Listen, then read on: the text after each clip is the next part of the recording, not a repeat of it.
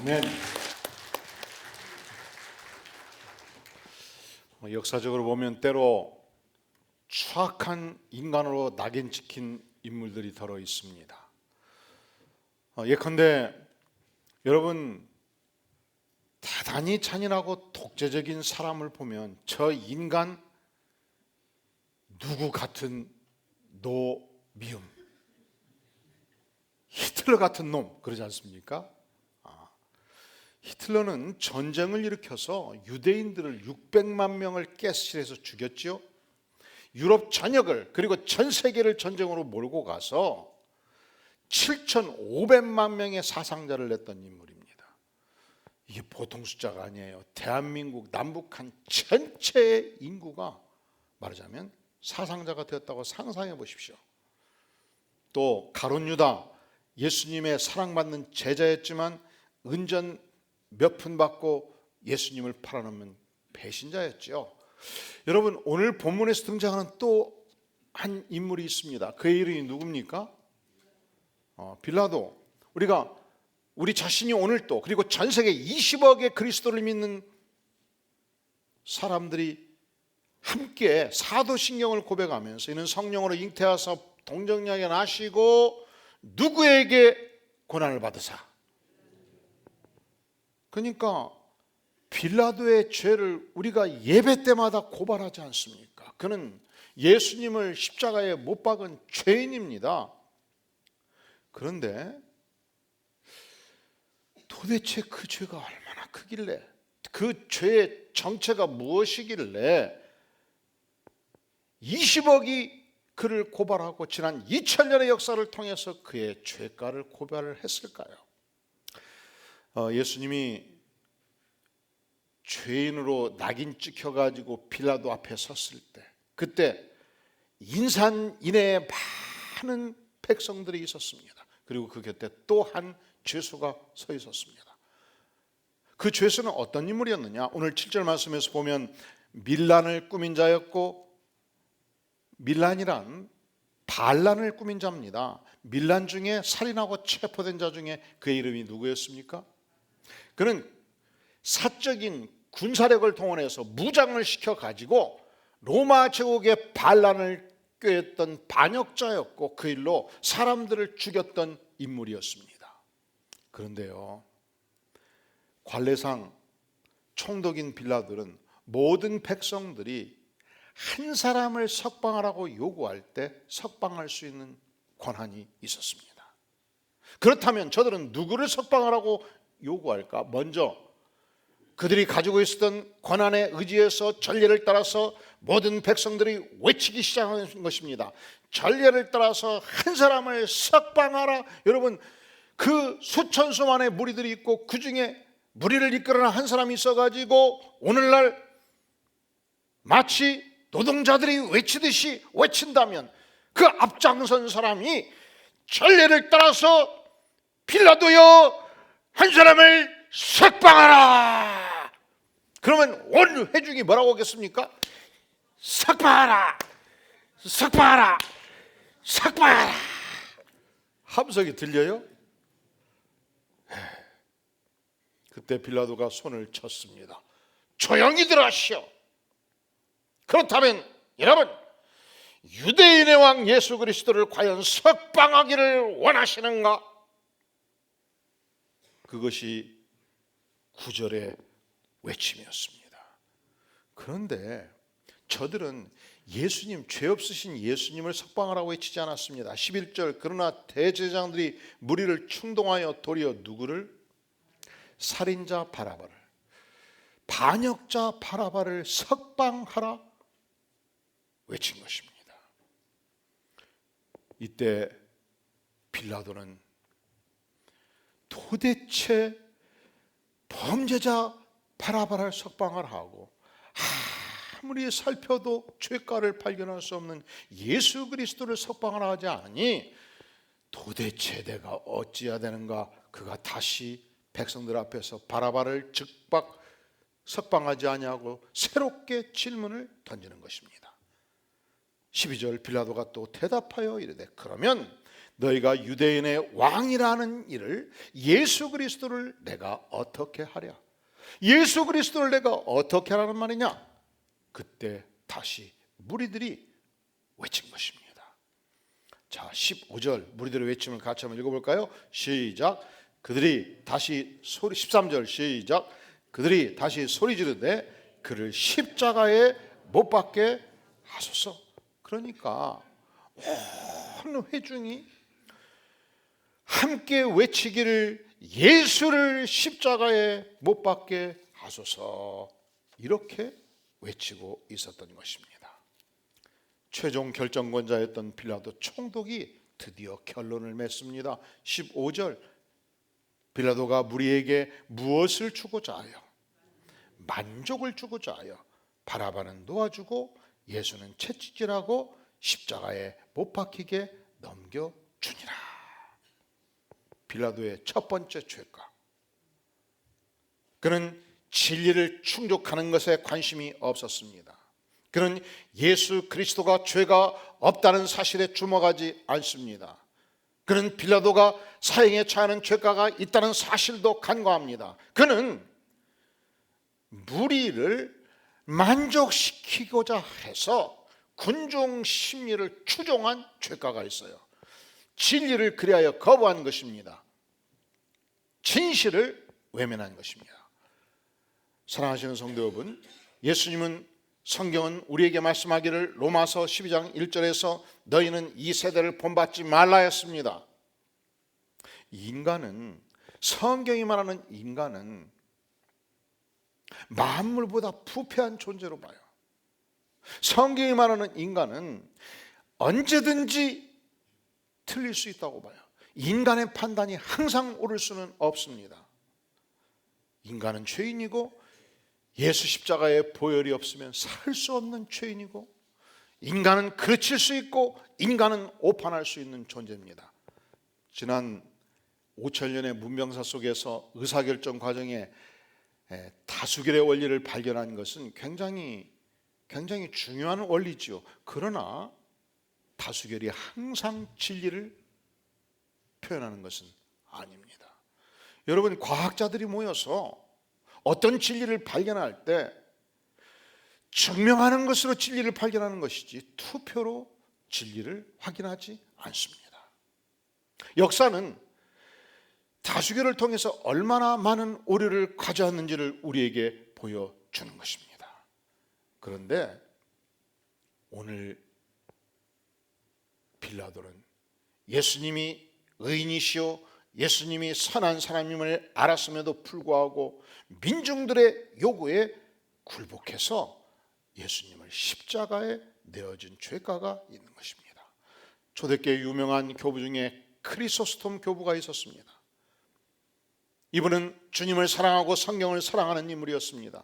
그런데 그 시대 교회 안에서, 그리고 교회가 지도하는 모든 단체 안에서, 교회 주변에서 성경에 반하는 미풍 양속을 해치는 사치와 향락과 부도덕이 횡행했습니다. 그래서 그는 성경의 진리에 의지해서 사치와 향락을 금하는 법도를 정하게 된 것입니다. 문제는 그 시대 대중들이, 그 시대 성도들이 대부분 사치와 향락에 빠져 있었기 때문에 격렬하게 저항을 했습니다. 그때 한 참모가 크리소스톰 교부를 찾아왔습니다. 교부님이시여, 온 세상이 우리를 반대하고 있습니다. 큰일 났습니다. 이때 크리소스톰 교부가 유명한 말을 남겼습니다. 온 세상이 우리를 반대한다고? 그러면 우리가 예수 그리스도의 진리에 의지해서 온 세상을 반대하면 되지, 나 크리스토스는 예수 그리스도의 이름으로 온 세상을 반대하노라. 여러분, 빌라도에 의해서 예수님이 십자가에 못 박히게 되었을 때 예수님은 여전히 진리이셨고 여전히 생명이셨고 여전히 길이셨습니다. 예수님이 십자가에 못 박히셔서 죽음에 이르셨을 때, 음부에 이르셨을 때, 그때조차도 예수님은 여전히 하나님의 아들이셨고 진리이셨습니다. 그래서 예수님은 죽음을 뚫고 부활하셔서 하늘에 승천하셔서 하나님 우편에 앉아 계심으로 우리를 위해서 오늘도 기도하시는 것입니다. 자, 빌라도의 죄가가 뭐냐? 부화뇌동죄예요. 그리하여 진리와 진실을 포기한 죄가입니다. 뿐만 아니라 빌라도는 왜 예수님을 십자가에 못 박았는가? 이 민중들의 요구 앞에서 만약에 빌라도가 예수님을 석방해 버렸다면, 그래서 죄 많은 사람들을 죽인 바라바를 십자가에 못 박았다면 어떤 문제가 생겼을까? 마태복음 27장 24절은 이런 표현을 해주고 있어요. 빌라도가 아무 성과도 없이 도리어 밀란이 나려는 것을 보고, 만약에 바라바를 석방하지 않으면 온 민중들이 반역을 일으킬 수 있다는 사실을 보게 된 것입니다. 그리고 그가 말합니다. 여봐라, 세숫대에 물을 담아오너라. 그리고 모든 민중들이 보는 앞에서 내가 예수 그리스도를 십자가에 내어주는 이 문제에 관하여 그것은 여러분의 결정이고 나와는 아무 관계가 없노라. 손에 물을 씻고 있었습니다. 이 사람의 죄에 대하여 나는 무죄하니 너희가 당하라. 무엇을 말하는가? 빌라도는 정확하게 알고 있었습니다. 예수님은 의인이시다. 그리고 예수님을 십자가에 못 박아라고 내어주는 그 중요한 이유가, 내어주지 아니하면 밀란이 일어날 수 있기 때문에, 반역이 일어날 수 있기 때문에, 반역이 일어나면 내가 이 로마 황제의 치위를 받는 총독의 자리를 유지할 수 없었습니다. 그에게 중요한 것은 진리가 아니었고 진실이 아니었습니다. 그에게 중요한 것은 자신의 자존심이었고 총독의 지위였고, 총독의 지위에서 얻을 수 있는 연봉이 그 생애에서 가장 중요했던 것입니다. 그는 출세를 위해서 예수님을 희생했습니다. 요한복음 19장 12절에서 이러함으로 빌라도가 예수를 놓으려고 힘썼으나 유대인들이 소리질러 가로되 이 사람을 놓으면 가이사의 충신이 아니니이다. 무릇 자기를 왕이라는 자는 가이사를 반역하는 것이니이다. 만약에 예수 그리스도를 십자가에 못 박지 않는다면 나 빌라도가 가이사의 충신, 황제의 충신이 될 수가 없고 결국 가이사를 반역하는 것이 될진데, 총독의 지위, 출세의 길을 내가 어찌 포기할 수 있단 말이냐? 예수 그리스도를 포기시키자. 이것이 그의 두 번째 죄가였습니다. 역사가 요세푸스는 빌라도를 이렇게 묘사합니다.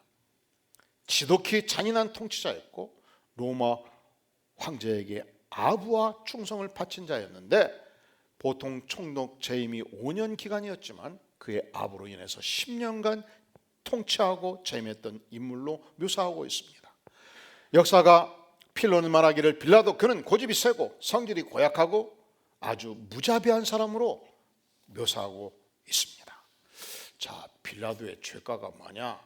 첫째로 부화대동죄, 진실과 진리를 거부한 죄예요. 두 번째로 자신의 출세를 위해서 예수님을 희생시킨 죄지요. 그러나 이 죄가보다 더 중요한 죄가가 있습니다. 그것은 자기 양심을 반역한 죄입니다. 그는 계속적으로 민중들로 하여금 예수를 십자가에 못 박으라고 했을 때 과연 그에게 무슨 악한 일이 있었는가 묻고 또 물었습니다. 그것은 자기 양심을 향한 외침이었습니다.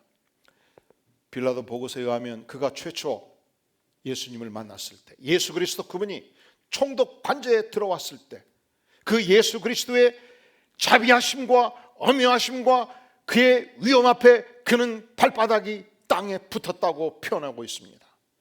그는 이미 예수 그리스도의 소문을 들어 알고 있었습니다. 그가 심지어 죽어서 썩은 냄새가 나는 차도 살렸다는 소식을 듣고 있었습니다. 수천 수만의 사람들이 예수 그리스도의 복음을 듣고 회개하고 하나님께 돌아왔다는 소식을 듣고 있었습니다. 무수한 병자들이 예수님을 통해서 치유받고 살아났다는 사실도 듣고 있었습니다. 예수님이 전 백성으로부터 존경과 추종을 받고 있었다는 사실도 알고 있었습니다. 아무리 그를 조사하고 아무리 그에 관한 기록을 뒤져봐도 도무지 죄가를 발견할 수 없었습니다. 이제 마지막 판결을 언도해야 될 그때에 한 부하가 그에게 달려왔어요. 그리고 쪽지를 내어 밀었습니다. 부인께서 주신 글입니다. 마태복음 27장 19절에 이렇게 기록되었습니다. 저 옳은 사람에게 아무 상관도 하지 마옵소서. 오늘 꿈에 내가 그 사람으로 인하여 애를 많이 태웠나이다. 이 표현을 이렇게 바꿔 표현할 수 있어요. 여보, 저 사람은 오직 옳은 일만 한 사람이 아닙니까? 결코 저 사람을 십자가의 형벌로 사형 집행하시면 안 됩니다. 일체의 조처를 취해서는 안 되십니다. 오늘 새벽 꿈에 저 선한 사람이 나타나서 제가 애를 많이 태웠습니다. 빌라도의 아내, 그가 표현하는 저 사람은 옳은 사람입니다. 충분히 빌라도가 알고 있었습니다. 저분은 의인입니다. 충분히 빌라도가 알고 있었습니다. 그래서 누가복음 23절에 보면 무려 3번이나 걸쳐서 예수님을 석방하고자 대단히 노력하고 있었습니다. 그는 양심의 분명한 소리를 듣고 있었습니다. 여러분, 양심이 무엇입니까? 도스토옙스키는 양심을 이렇게 정의하고 있어요. 내 존재의 내면에 들려오는 하나님의 목소리. 빌라도는 이 하나님의 음성을 듣고 있었습니다. 마태복음 27장 17절에 보면 예수를 석방하기를 원하느냐라고 표현할 때 그리스도라 하는 예수, 이런 표현을 써요. 그리스도라는 예수를 놓아주기를 원하느냐. 이거 무슨 말입니까?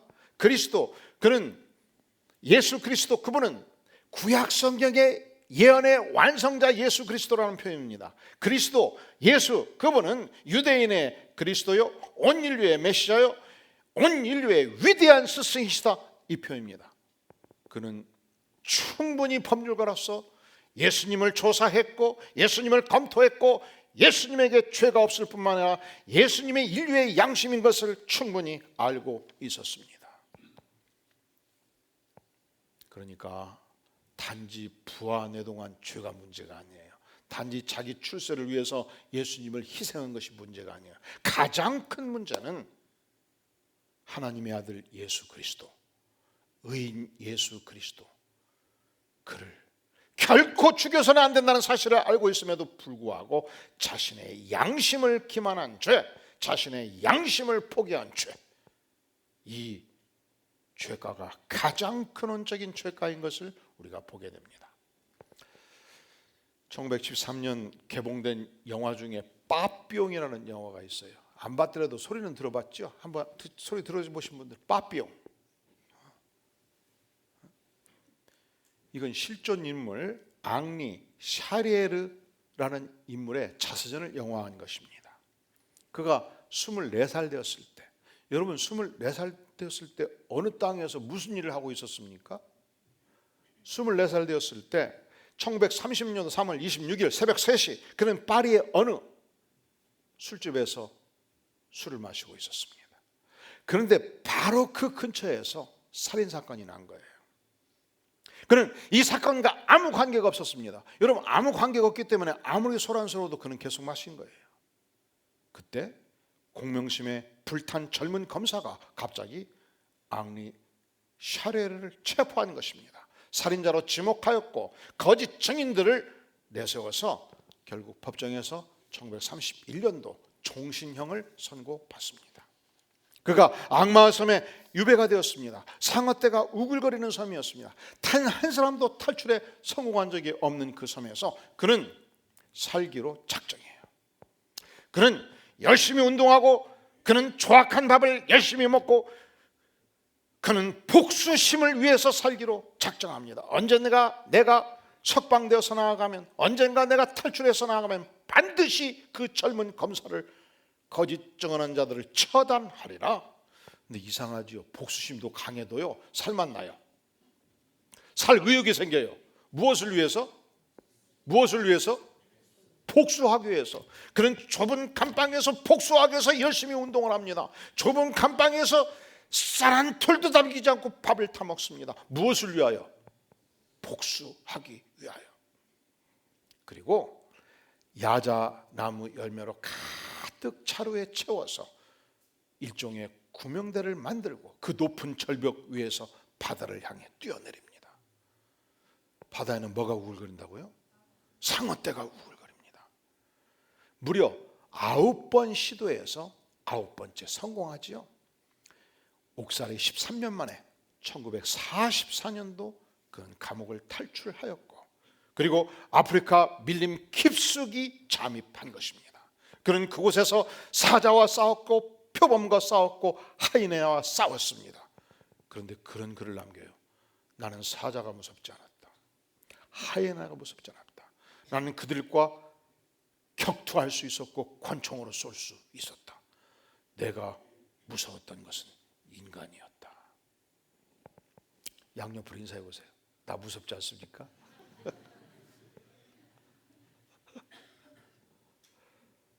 왜냐하면 웃는 얼굴로 다가와서 내 인생을 인간들이 사기쳤고, 웃는 얼굴로 다가와서 친구가 되었을 때, 그리고 내가 탈옥수인 것을 알았을 때 나를 협박하였다. 그는 끝까지 밀림에서 견뎌냅니다. 드디어 범죄 시효가 만료되었을 때 1967년도 내가 지금까지 살아야 하는 이유, 그 복수를 위하여 파리에 입성합니다. 무려 36년 동안 마음으로 칼을 갈았던 그 대상 누명을 씌운 검사 거짓 직인들을 처단하는 그날이 온 것입니다. 그런데 이상하죠. 온몸이 무력하였습니다. 전능자 하나님께서 그의 마음을 터치하셨습니다. 양심을 만지셨습니다. 8일 동안 그가 식음을 전폐하고 번민합니다. 그가 하나님의 음성을 듣습니다. 나도 너의 인생을 용서하노라. 저들의 죄가를 용서하라.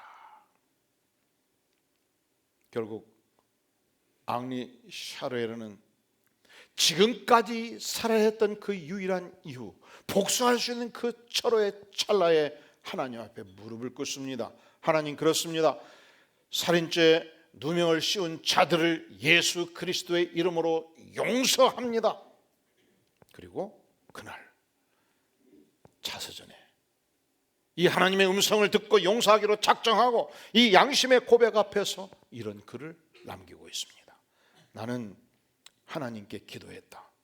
내가 복수를 포기한 대가로 다시는 이런 비극이 생기지 않게 해달라고 간절히 기도했다. 그리고 나는 나 자신에게 이렇게 속삭였다. 친구여, 너가 이겼노라. 너는 자유롭고 사랑받는 미래의 주인공으로 여기 서 있노라. 너가 복수를 하던 자들이 어떻게 살고 있는지 더 이상 알려고 하지 말라. 그들은 이미 과거의 한 부분일 뿐이다. 너는 드디어 여기에 승리자로 서 있노라. 마치 기적처럼. 그리고 너는 지금 확신하고 있다. 이 일에 관계된 모든 사람 가운데 너가 가장 행복하다는 사실 말이다. 다 함께 머리 숙여 기도하겠습니다. 영광의 주님, 이제 우리가 사람들의 시선에 휘둘려서 진리를 포기하는 인생 되지 않겠습니다. 주님, 나 자신 출세하고자 진리를 포기하는 인생 되지 않겠습니다. 양심을 거역하고 주님을 배신하지 않겠습니다. 주님, 사랑할 자를 사랑하고 복음을 증거할 자에게 복음을 증거하고 용서할 자를 용서하며 하나님의 음성에 양심의 소리에 귀를 기울이며 순종하는 삶을 살겠나이다. 아버지여, 우리를 불쌍히 여겨 주시옵소서. 예수님의 이름으로 간절히 기도하옵나이다. 아멘.